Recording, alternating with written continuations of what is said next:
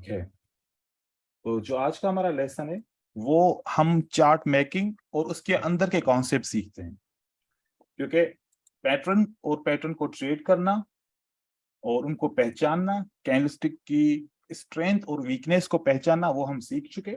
अब हम सीखने जा रहे हैं कि ये जो पैटर्न, ये जो मार्केट की मेकिंग होती है, चार्ट मेकिंग होती है, वो किस नजरिए से हम देख सकते हैं। उसके लिए मैंने कुछ सीक्वेंस बनाई हुई है, ये आपको कहीं मिलेगी नहीं, ये मेरा आइडिया है, एक्सपीरियंस है, उसके हिसाब से मैं शेयर कर रहा हूं। देखिए,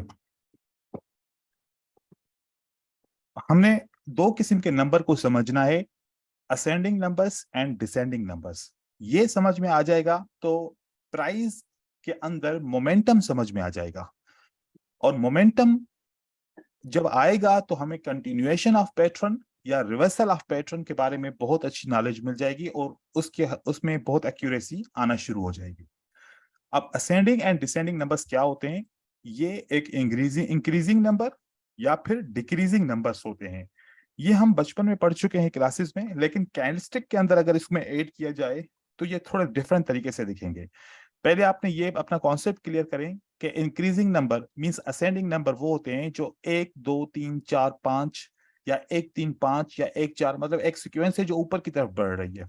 और descending number means decreasing numbers, जिसकी सीक्वेंस पहले से बड़ी होती है, अब स्लोली स्लोली स्लो डाउन होती है, जैसे 5 4 3 1। ये आपने जहन में रखना है, सिंपल सा कॉन्सेप्ट। अब आगे चल के इस कैंडलस्टिक में देखें, एक रेड कैंडल या इससे ज्यादा की रेड कैंडल आ जाएं, और फिर हम देखें कि हमें एक ग्रीन कैंडल मिलती है। फिर उसके बाद अगर देखें तो एक ग्रीन कैंडल के बाद हमें दो ग्रीन कैंडल एक रो में मिलती हैं। फिर उसके बाद देखा जाए तो सेलर्स कुछ आते हैं, और उसके बाद तीन ग्रीन कैंडल एक रो में मिलती हैं। तो अब एक ग्रीन कैंडल के बाद दो, दो के बाद तीन, ये कौन सी सीक्वेंस है? इसको कौन सी सीक्वेंस कह सकते हैं? असेंडिंग। Ascending ascending. ठीक है। अगर मैं इस सीक्वेंस के ऊपर एक ग्रीन कैंडल लगा लूं, क्या लगा लूं? एक ग्रीन कैंडल मैं लगा लेता हूं। फॉर एग्जांपल इसके ऊपर भी लगा ली ग्रीन कैंडल, और उसके बाद इसके ऊपर भी ग्रीन कैंडल लगा ली, एक लगा ली, और इसके ऊपर भी एक ग्रीन कैंडल लगा ली मैंने। ठीक है, और मैंने इनको अभी एक रो में बना दिया। तो अब इस रो में बनाने से आपको क्या नजर आ रहा है कि कैंडलस्टिक के अंदर क्या हो रहा है? क्या पहले मोमेंटम ज्यादा हुआ है। मोमेंटम ज्यादा हो रहा है? It means that single candlestick को देख के मोमेंटम का पता नहीं लगाया जा सकता जब तक क्लस्टर में कैंडल्स हमें ना मिले। तो इस तरीके से एक कैंडल मिली, उसके बाद फिर दो कैंडल मिली, फिर इसके बाद तीन कैंडल मिली। लेकिन एक मार्केट की हद है कि जितना मोमेंटम इंक्रीज होगा, एक मोमेंटम की एक्सट्रीम लेवल भी होती है। तो जब भी तीन कैंडलस्टिक तक प्राइस पहुंचे, या चार कैंडलस्टिक तक, या पांच, मतलब इस कहां से स्टार्ट होगा मोमेंटम एक्सट्रीम? कम से कम तीन कैंडलस्टिक। तो जब तीन कैंडलस्टिक पर प्राइस पहुंचती है तो अब हमें यहां पर डरना चाहिए। क्या डरना चाहिए? कि मोमेंटम एक्सट्रीम हो चुका है, अब मोमेंटम स्लो डाउन पॉसिबल है। यहां से ऊपर उठा, यहां से और ऊपर उठा, अब momentum slow down it is possible. लेकिन अगर सेलर्स की कैंडल को देखा जाए तो सेलर्स की कैंडल, एक कैंडल, एक कैंडल, एक कैंडल और एक कैंडल, अगर ये एक एक कैंडल है तो इसका मतलब है कि सप्लाई कम है। Sellers are not interested in market.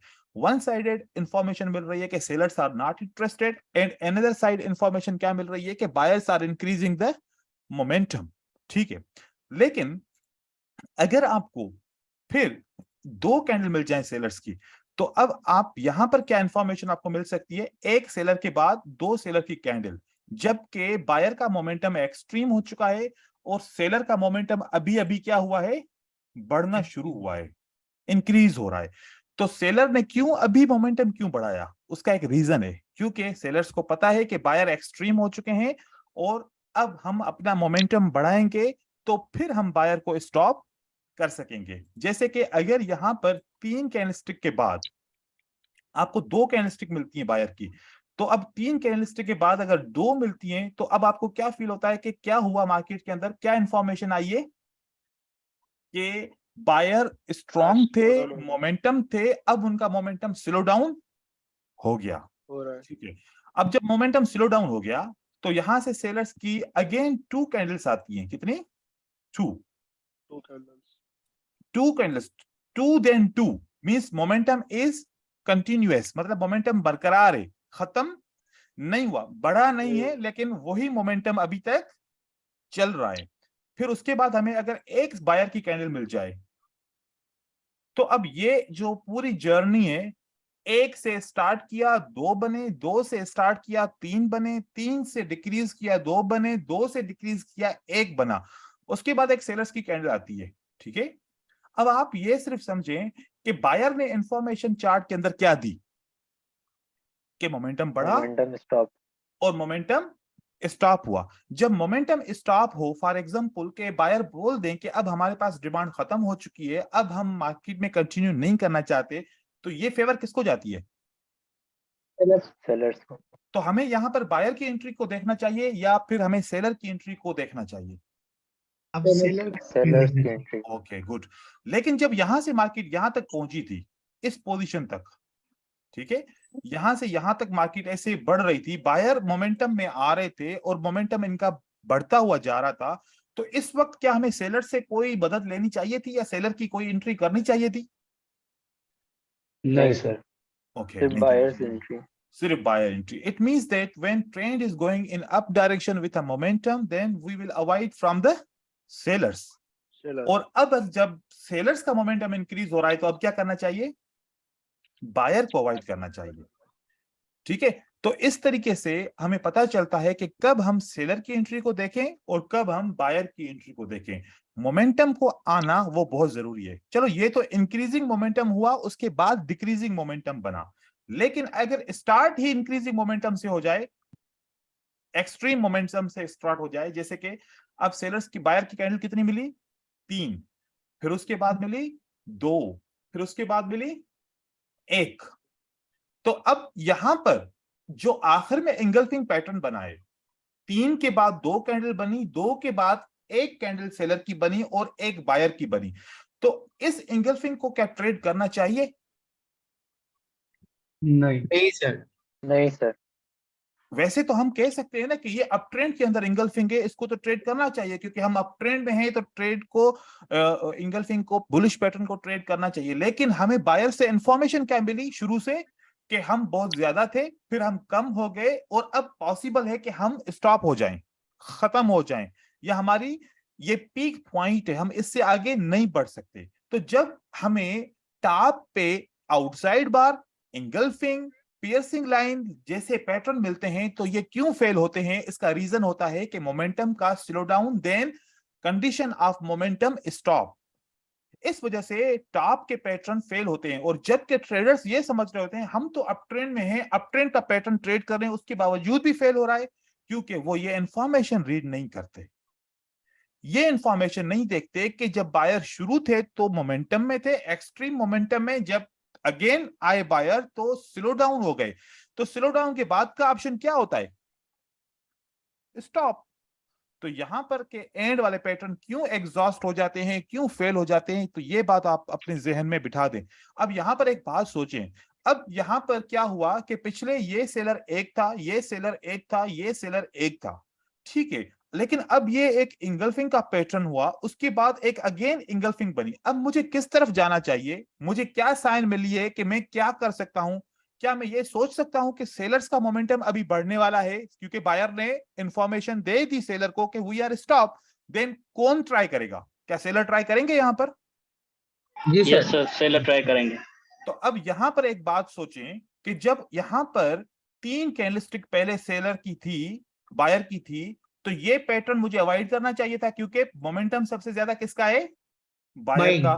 तो हमें ये पैटर्न अवॉइड करना चाहिए था। फिर उसके बाद हमने देखा कि ये 2 कैंडल बन गई और एक सेलर की कैंडल रह गई, वो भी पैटर्न बना, लेकिन हमें पता था कि 3 के बाद 2 का मोमेंटम हुआ है, 2 के बाद मोमेंटम स्टेबल हो सकता है या फिर मोमेंटम स्टॉप हो सकता है, तो इस पैटर्न को भी ट्रेड नहीं करना चाहिए। तो यहां पर जो एक सिंगल कैंडल ये बनी, एक सिंगल कैंडल ये बनी, एक सिंगल कैंडल ये बनी, ये एक चार्ट की सीक्वेंस है। तो यहां पर बहुत सारे लोग समझते हैं कि मोमेंटम स्टॉप हो जाएगा, लेकिन नहीं, ग्रीन कैंडल आएगी, क्योंकि ये एक सीक्वेंस है, वो हम आगे चल के सीक्वेंस पढ़ते हैं आज की क्लास में। तो ये जो पैटर्न है ना एंगल्फिंग का, ये बहुत इंपॉर्टेंट पैटर्न है। अब यहां पर विक कंट्रोल हो रहा है, क्या हो रहा है? Wick control. अगर विक कंट्रोल हो जाए तो क्या हो सकता है, इसका एक उपाय तो है ना कोई उपाय तो होगा। अगर सेलर कंटिन्यू करना चाहे तो क्या कर सकते हैं seller? Continuation pattern. Sir continue sign. वो तो कंटिन्यूशन तो पैटर्न तो नेक्स्ट कैंडलस्टिक बनेगी सर ना, रिवर्स, लेकिन सॉरी सर, रिवर्सल। अगर रिवर्सल ना सेलर चाहे कि हम कंटिन्यू करना चाहते हैं, हम फिर सेलर को क्या करना चाहिए? सेलर को सर सेलर को यहाँ पर गैप लगाना चाहिए। क्या लगाना चाहिए? लगाना चाहिए बिल्कुल। हाँ, क्योंकि गैप क्यों लगेगा? क्योंकि सेलर को पता है कि बायर इस रिवर्सल का फायदा उठाएगा, लेकिन सेलर को यह भी पता है कि पीछे बायर मोमेंटम स्टॉप ही कर चुके हैं। तो हम छोटा सा भी गैप लगाएंगे तो हमारी फेवर में हो जाएगा और हम मार्केट को कंटिन्यू कर सकते हैं। तो सेलर किस तरीके का गैप लगाएंगे? वो ये गैप लगाएंगे। असल में यहां पर क्या होता है कि सेलर क्यों सेल कर रहा है? क्या सेलर को फायदा हो रहा है? नहीं, बहुत सारे ऐसे ट्रेड होते हैं जो हम वो नहीं देखते। हम तो बाइनरी ऑप्शन में बस कैंडलस्टिक का प्रेडिक्शन कर रहे होते हैं, लेकिन जो फॉरेक्स मार्केट में यहां पर एक पैनिक क्रिएट होता है। वो पैनिक क्या क्रिएट हुआ कि बायर स्टॉप हो चुके हैं, जल्दी सेल करो, मार्केट गिरने वाली है। ऐसा ना हो कि आपको फिर बाद में सेल करने का मौका ना मिले, या फिर मौका मिले तो वो प्राइस बहुत नीचे जा चुकी हो। तो इसलिए सेलर यहां पर गैप उठा के भी मार्केट में सेल करेंगे और इस तरीके से ये रेड कैंडल बन सकती है। That is possible. ठीक है, तो जब भी रेड कैंडल बनती है, पीछे से जब एक पार्टी कमजोर होती है तो इस तरीके से गैप्स भी बनते हैं। ठीक है, अब उसके आगे चलते हैं। इस पे क्या हम स्ट्रेटजी लगा सकते हैं? एक तो मोमेंटम बना, मोमेंटम को समझ पाए। ठीक है, तो उसके बाद की क्या कहानी है? उसके बाद की कहानी ये है कि हम ये समझ सकते हैं। Rahman, we are disturbing from your back side, we are getting noise. अब नेक्स्ट टाइम मैं आपको रिमूव कर दूंगा। ओके,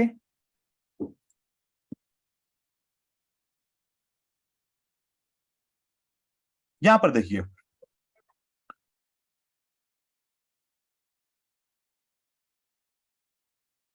तीन लास्ट बायर कैंडल के बाद एक बायर की कैंडल आ जाती है, और उस अगर एक कैंडल के बाद सेलर आ जाए तो हम इस बायर को क्या बोलते हैं? नाम से बायर स्टॉप। अब हमने सपोर्ट एंड रेजिस्टेंस अभी तक नहीं सीखी, तो लेकिन आप लोगों को थोड़ा सा आइडिया है। मैं यहां पर कुछ ड्रा करता हूं। अगर बायर स्टॉप हो जाए, अब बायर का कहां पर स्टॉप होता है? जब फर्स्ट टाइम बायर की 3 के बाद या 2 के बाद या 4 के बाद या 5 के बाद एक कैंडल बने, तो ये हमारा बन जाता है बायर स्टॉप। ठीक है, और उसके बाद भी अगर सिंगल सिंगल कैंडल आए तो फिर वो बायर स्टॉप नहीं है। बायर स्टॉप तो अभी हुआ है ना, इन्फॉर्मेशन अब की आई है। ठीक है, बाद की इन्फॉर्मेशन क्या होती है? We don't have a demand, we don't have a demand. For example, अगर मैं यहां पर एक बात बताऊं, ये देखो, ये यहां पर कितनी रेड कैंडल्स हैं? 2। अब 2 के बाद फर्स्ट टाइम सेलर की एक कैंडल बनी, तो सेलर स्टॉप कहां पर है? यहां पर है। ठीक है, और उसके बाद अगर ये सिंगल कैंडल है, इसका मतलब क्या है? We don't have a supply, this is not a stop. इसको हम सेलर स्टॉप नहीं बोल सकते। ये बोल रहे हैं कि हमारे पास सप्लाई नहीं है। सेलर स्टॉप ये था, ज्यादा कैंडल्स के बाद फर्स्ट टाइम जब सिंगल कैंडल बनी, ज्यादा बायर्स के बाद जब फर्स्ट टाइम सिंगल कैंडल बनती है, उसको हम बोलते हैं बायर स्टॉप। तो बायर स्टॉप के ऊपर अगर एक रेड कैंडल से मिला के एक रेजिस्टेंस बनाई जाए, तो इस रेजिस्टेंस का जो असर होता है वो बहुत ही स्ट्रांग होता है। इस रेजिस्टेंस को ब्रेक करना या फिर इस रेजिस्टेंस के नीचे क्लोज होके मार्केट नेक्स्ट कैंडलस्टिक को रिवर्स करती है। तो ये जो एसएनआर है वो स्ट्रांग होती है, लेकिन ये भी जरूरी नहीं है कि हर बार ही होगी। वजह क्या है? अब मैं वजह बताऊं आप लोगों को कि ये कब हो सकती है, कब नहीं हो सकती। यहां पर एक मैं आप लोगों को एग्जांपल दे रहा हूं, देखें। there are 2 red candles, okay? Then there is a 1 green candle, okay? Then there is a 1 red candle. Then there are 2 green candle, okay? अब आपको सेलर्स ने क्या इंफॉर्मेशन दी? Sir sellers stop. Sellers stop. और अब हमारी candle कहां पर क्लोज हुई है? सर रेजिस्टेंस के नीचे। और कौन सी रेजिस्टेंस है ये? Buyer Seller. स्टॉप। ठीक है, स्ट्रॉन्ग सब। बायर स्टॉप रेजिस्टेंस है, और उसके बाद जो है ना बायर स्टॉप रेजिस्टेंस पे हम क्लोज हो गए, लेकिन नीचे से हमें इंफॉर्मेशन कहां पर मिली, सेलर ने क्या बोला, वी आर Sellers भी आल्सो stop हो स्टॉप। गया। तो अब इसके चांसेस क्या हो जाएंगे, कम हो जाएंगे। अब इसके रिवर्सल के चांसेस कम हो सकते हैं, या वीक रेड की कैंडल बन सकती है, क्योंकि सेलर ने खुद ही बोल दिया कि वी आर स्टॉप। तो अब यहां पर इसके चांसेस कम हो सकते हैं। लेकिन लेकिन अगर ऐसा होता, कैसा होता, कि हमें एक इंफॉर्मेशन बायर सेलर की तरफ से ये होती कि still we have a same momentum, still we have a same momentum. अब बायर की कैंडल ऊपर की तरफ जाती है और यहां इसके नीचे क्लोज हो गई। अब सेलर का मोमेंटम अभी तक खत्म हुआ नहीं हुआ, क्योंकि सेलर ने अभी तक नहीं बताया। तो अब अगर बायर मोमेंटम में आ चुके हैं तो डेफिनेटली सेलर स्टॉप करने के लिए एक कैंडल तो दे सकते हैं ना, कि इंफॉर्मेशन दे के we are stop right now and the buyers need to continue. तो अगर यहां पर एक इस रेजिस्टेंस की वजह से फिर एक रेड कैंडल आएगी, आ गई, और उसके बाद फिर बायर अगर कंटिन्यू करना चाहे तो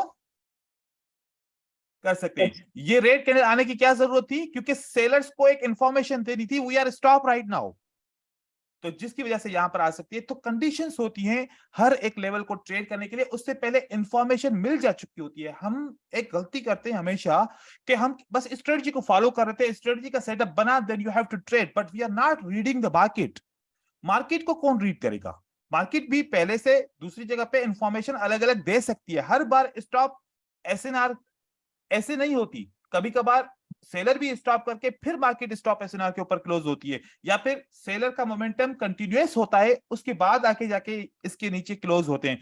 तो हर वक्त कंडीशन डिफरेंट डिफरेंट हो सकती है, वो हमारी एनालिसिस होती है, उसको बोलते हैं एनालिसिस। वो स्ट्रेटजी का पार्ट नहीं होता, वो एनालिसिस का पार्ट होता है। स्ट्रेटजी तो सिंपल है कि ये स्टॉप एसएनआर है, अगर इसके नीचे कैंडल क्लोज हो जाए या इसको ब्रेक करे तो what will be the next candle, reversal candle, reverse होगी मार्केट। ये एक स्ट्रेटजी है, लेकिन स्ट्रेटजी के साथ साथ क्या होता है, एक एनालिसिस होती है कि कब ये स्ट्रेटजी काम करेगी और कब ये काम नहीं करेगी।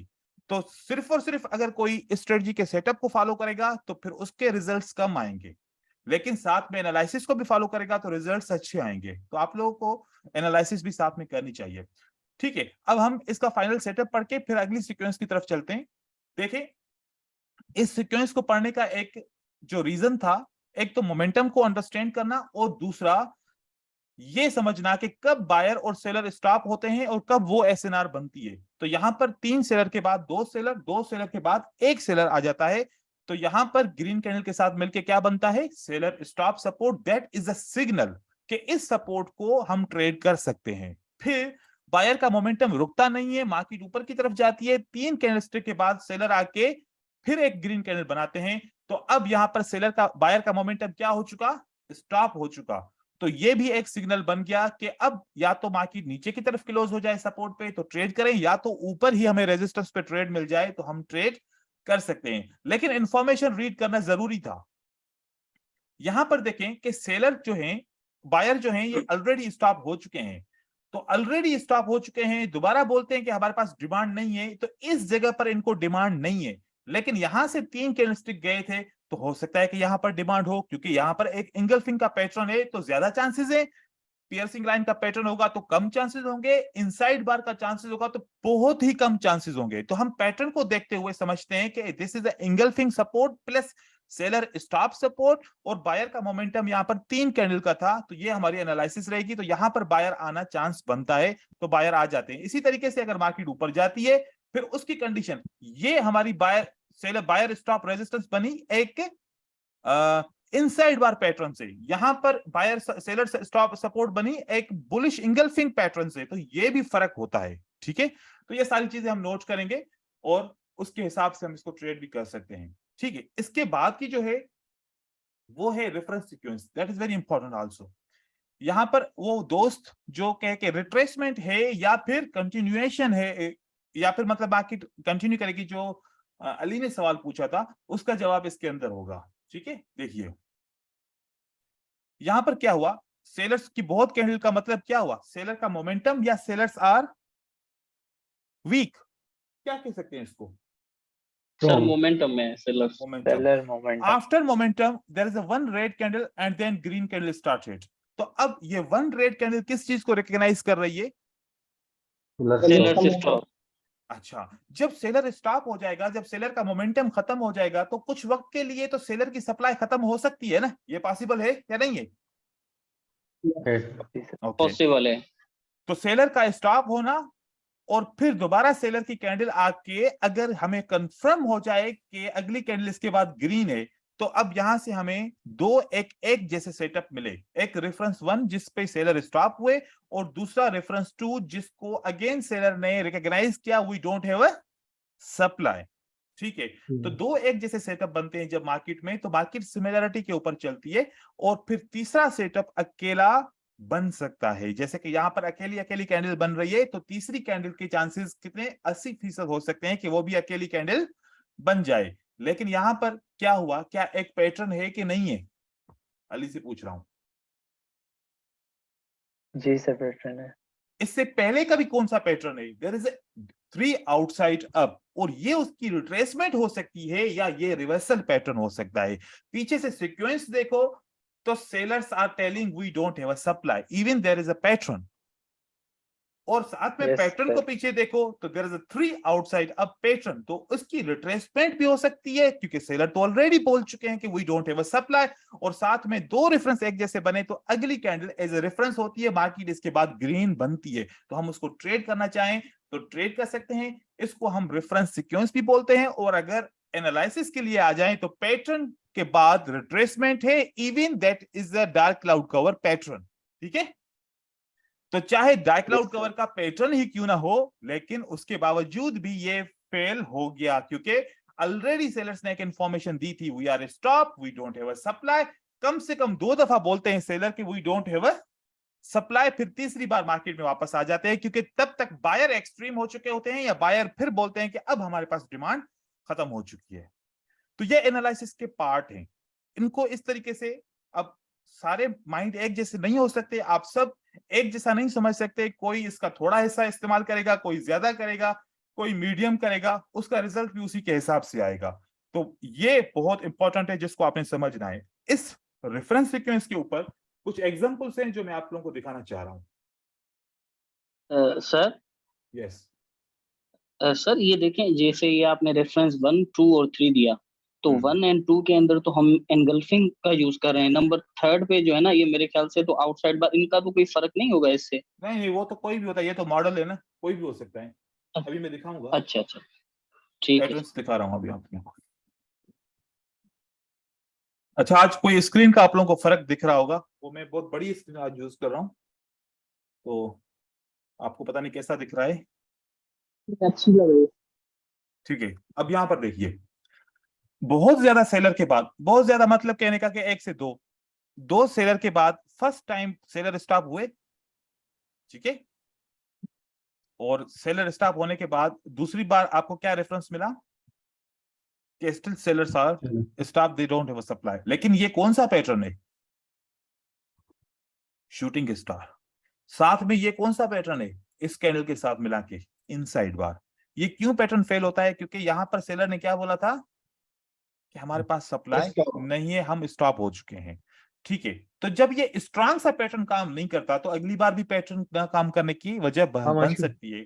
यहां से क्या हो गया, 3 नंबर पे कैंडल आएगी, वो भी अकेली हो सकती है, और उसके बाद आप क्या करोगे, इस कैंडल पे एंट्री करोगे।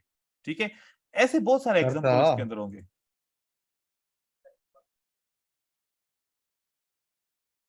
ये देखें, ये 3 बायर के बाद एक बायर की कैंडल रह जाती है। ओके, इसका मतलब क्या हुआ कि बायर स्टॉप। देखो, जब हम रेफरेंस सीक्वेंस को पढ़ रहे हैं तो हम किस चीज को रिकॉल कर रहे हैं? हम असेंडिंग एंड डिसेंडिंग सीक्वेंस को भी रिकॉल कर रहे हैं, और हम स्टॉप ऐसे ना स्टॉप कैंडल को भी रिकॉल कर रहे हैं। तो मतलब कि दोनों कॉन्सेप्ट हम एक साथ यूज कर रहे हैं। ठीक है, तो यहाँ पर ओके, 3 के बाद एक कैंडल और एक के बाद अगेन एक कैंडल, तो अब हमारे पास सिमिलरिटी बन गई, 2 कैंडल सिंगल है।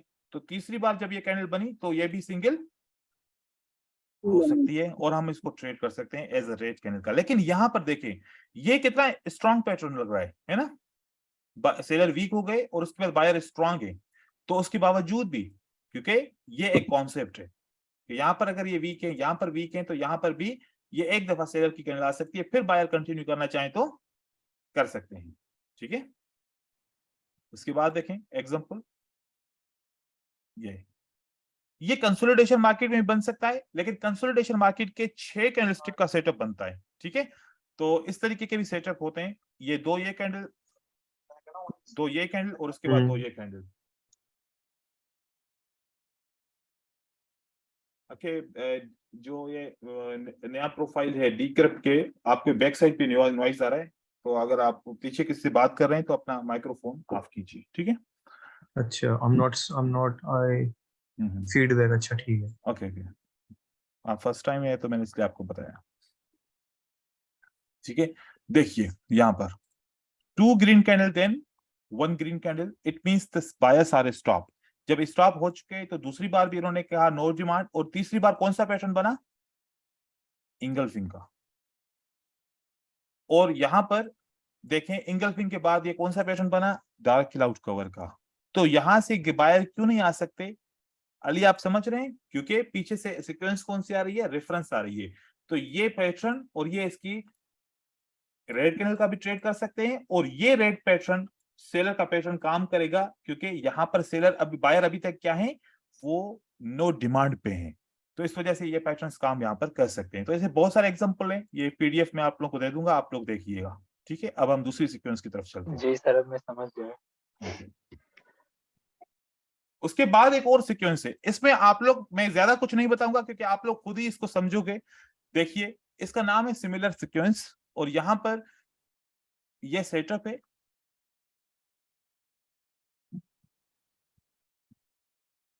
आप में इस पूरी मार्केट के अंदर हमने क्या ढूंढा, एक जैसी मूवमेंट को ढूंढा जो सिमिलर है।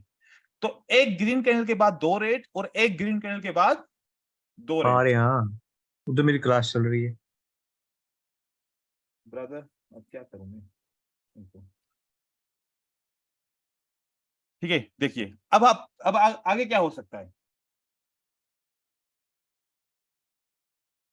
जब एक दफा एक ग्रीन के बाद दो रेड बन सकते हैं, एक ग्रीन के बाद दो रेड बन सकते हैं, तो थर्ड टाइम क्या हो सकता है, थर्ड टाइम भी एक ग्रीन के बाद दो रेड हो सकते हैं। लेकिन हमें ट्रेड कब करना है, जब एक दफा रेड कैंडल बन जाए, उसके बाद फिर हम एंट्री पे पकड़ेंगे और अगली कैंडल को एज ए सेल का ट्रेड करेंगे।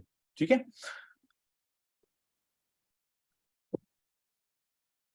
तो ये देखिए यहां पर बहुत इंपॉर्टेंट पॉइंट है ये। हमने एक दफा इस पैटर्न को देखा, इस पैटर्न को देखा, और साथ में एक ग्रीन के बाद, या ग्रीन ज्यादा भी हो सकती है, लास्ट पे एक ग्रीन बच जाए, उसके बाद एक जैसे ही रेड कैंडल कंप्लीट होगी तो आप नेक्स्ट कैंडल को ट्रेड कर सकते हो। इसको बोलते हैं सिमिलर सीक्वेंस। और सिमिलर सीक्वेंस के साथ साथ क्या मिलता है कि सेलर बोल रहे हैं कि we have a momentum, we have a still same momentum. तो अब ये मोमेंटम जब तक स्टॉप नहीं होता तो हम इसको ट्रेड इस तरीके से कर सकते हैं। और उसके बाद ऐसी ही एक रैंडम सीक्वेंस है। रैंडम सीक्वेंस में क्या होता है, जैसे सिमिलर सीक्वेंस में दो कैंडल थी, तो रैंडम सीक्वेंस के अंदर तीन कैंडल होती हैं। तो या तो पहले तीन आती हैं या तो बाद में तीन आती हैं। तो यहां पर आप देखिए कि यहां पर कुछ तो सीक्वेंस, कुछ तो सिमिलर है, क्या मतलब कि एक दो तीन ये पार्ट, और एक दो तीन, कम से कम ये पार्ट सिमिलर है। तो हम आगे भी ये एक्सपेक्ट करेंगे कि कम से कम एक रेड कैंडल जब भी आएगी तो उसके बाद दूसरी रेड भी हो सकती है। तो जैसे आपको रेड कैंडल दिखे, फिर आप नेक्स्ट ट्रेड आप इसको सेल का कर सकते हैं। और इसके कुछ एग्जांपल ऐसे रहेंगे, आप तुमको दिखा रहा हूं।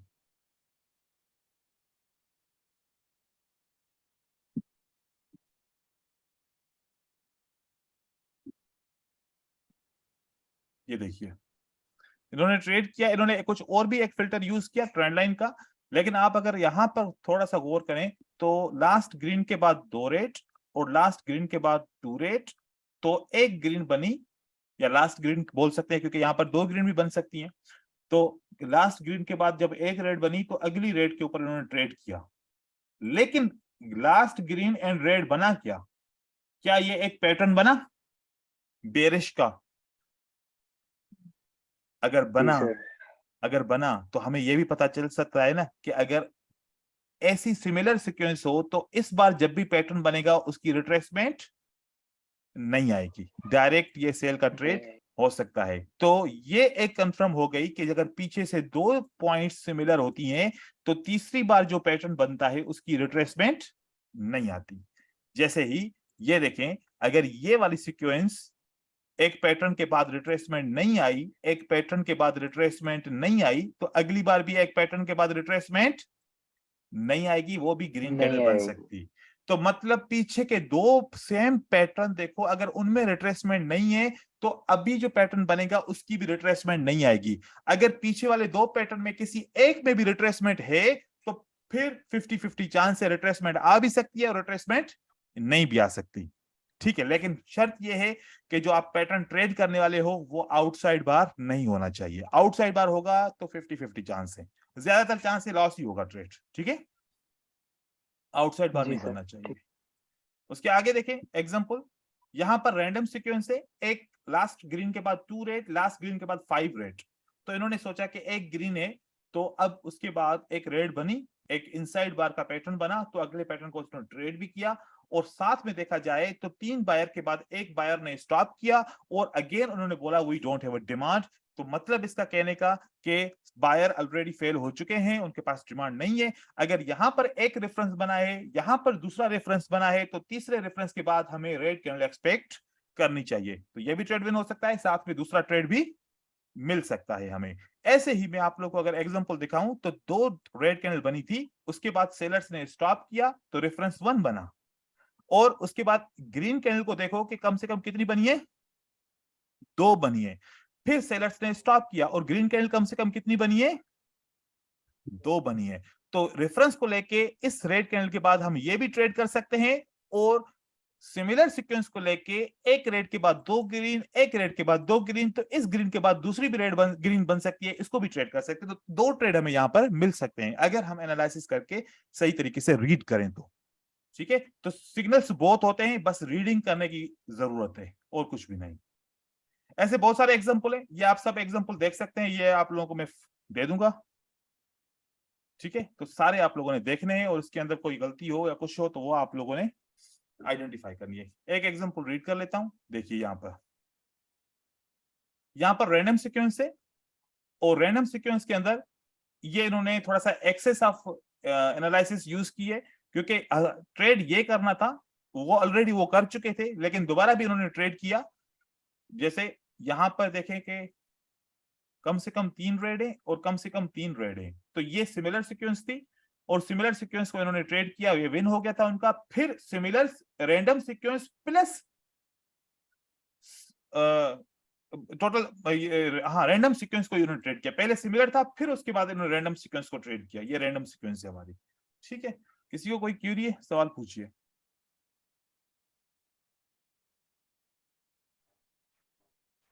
क्या क्लियर है सब? सर ये ओटीसी में सही काम करता है या रियल ये मार्केट में ठीक है? कोटेक्स मार्केट की ओटीसी में बेस्ट काम करता है। तो अगर आप कोटेक्स की ओटीसी मार्केट में जब भी ट्रेड करो, प्राइस एक्शन को छोड़ दो, बस इसी को यूज करो। ये 4 से 5 जो सीक्वेंस है ना, ये ओटीसी मार्केट में परफेक्ट काम करती है। ठीक है सर, ठीक है sir hello, sir 1 minute sir, बात कर हेलो सकता सर, हूँ? रहमान, एंड में बात कीजिएगा। हाँ सर, सर हेलो सर। आपने अभी बोला है कॉर्टेक्स में ये ओटीसी में बहुत अच्छी तरह कम करता है। क्या सर अभी थोड़ा लाइव थोड़ा एक नहीं, 2-3 मेहरबानी, अभी यार अभी देखो टाइम ओवर हो गया है, अभी इस तरीके से नहीं होता रहमान, आप थोड़ा सा समझे बात को। ठीक है हेलो सर, सर। जो शुक्रिया। चीजें होती हैं वो मैं सब कुछ कर देता हूँ, आप थोड़ा सा एक्सेस जा रहे हैं। जी सॉरी सर। सर मैं एक पूछूं? हाँ पूछें अभिजीत। हाँ सर, ये जो आप मतलब ये जो ओटीसी मार्केट का आप जो चार्ट दिखाया, ये कोटेक्स के स्टॉक्स में भी चलता है? कोटेक्स का स्टॉक, हाँ, जो स्टॉक रहते हैं ना उसमें, इंटेल का, बोइंग कंपनी। अगर वो रियल मार्केट है तो जरूर चलेगा। और क्या ओटीसी, उसकी सर उसकी वो भी OTC same market. OTC market है सर, रियल मार्केट नहीं है। यस सर, ओटीसी तो मार्केट है वो। देखो ओटीसी मार्केट में ना ओटीसी करेंसी मार्केट। पेयर के ऊपर ट्रेड करें, क्योंकि मेरा तजुर्बा करेंसी पेयर्स के ऊपर ज्यादा है। ठीक है, तो तो ये करेंसी फिर पेज के ऊपर ट्रेड कीजिए। जो आप ये सिखाया है वो है ना, ये स्टॉक्स पे नहीं चलता ना, उसके कोटेक्स पे जो स्टॉक्स होते हैं उस पे। आप यूज करके देखें, रिसर्च करके देखें, अगर वहां पर हाँ काम करता है तो सर, मैंने आज किया। हम्म, सर मैंने आज किया, इंगल्फिंग वाला पैटर्न किया, ये हम्म, आउटसाइड डाउन था, तो हम्म। मेरा काम किया, वो 2-3 बार वो हो गया। लेकिन एक दफा एक दिन काम करने से हम काम नहीं चलेगा ना, कम से कम एक हफ्ता लगातार हाँ डेटा देखना पड़ेगा, क्योंकि ये ऐसे हाँ एक हाँ। दफा हम जहन बना लें और फिर अगली बार फिर कामयाब ना हो तो फिर वो जो है ना डिमोटिवेशन हो जाएगी। तो आप थोड़ी सी रिसर्च कीजिए और उसके सर ऊपर, ये, ठीक है। हाँ ये इस पे नहीं चलता ना, ये क्रिप्टो पे नहीं चलता ना ये चार्ट? क्रिप्टो पे ये सारी सीक्वेंस चार्ट मेकिंग की है, कोई भी मार्केट हो, क्योंकि ये जो हाथ से चार्ट बनाते हैं, कंप्यूटर से एल्गोरिथम से चार्ट बनाते हैं, वो भी इसी सीक्वेंस के ऊपर बनाते हैं। तभी तो मैंने कहा कि सीक्वेंस आप यूज करो, कोई भी मार्केट हो, जैसे एल्गोरिथम टाइप की मार्केट हो या चाहे रियल मार्केट ही क्यों ना हो, क्योंकि सेंस यहां से ही आता है। तो आप इसको ट्रेड कर सकते हो, ट्रेड करो, लॉसेस हो जाए मेरे पास लेके आओ, उसको एक्सप्लेन कर लेंगे क्यों हुआ, क्या रीजन है, ठीक है। सर सर मैं पूछ सकता? जी अभी पूछें।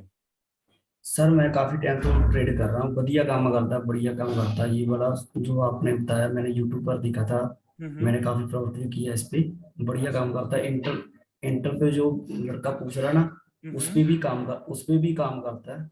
अच्छा ठीक हाँ है। सर। तो अभिजीत आपने सुन लिया ना, तो अभी ने कहा कि ये काफी हाँ काम करता है और ये उन पे काम कर रहे हैं, लेकिन आप फिर भी अपनी कंफर्मेशन करने के लिए आपने रिसर्च करनी है, कम से कम 1 वीक टैग डेटा टेस्ट को। करते हैं, हाँ 1 वीक डेटा को देखिए, टैग ठीक टेस्ट है। करता हूँ।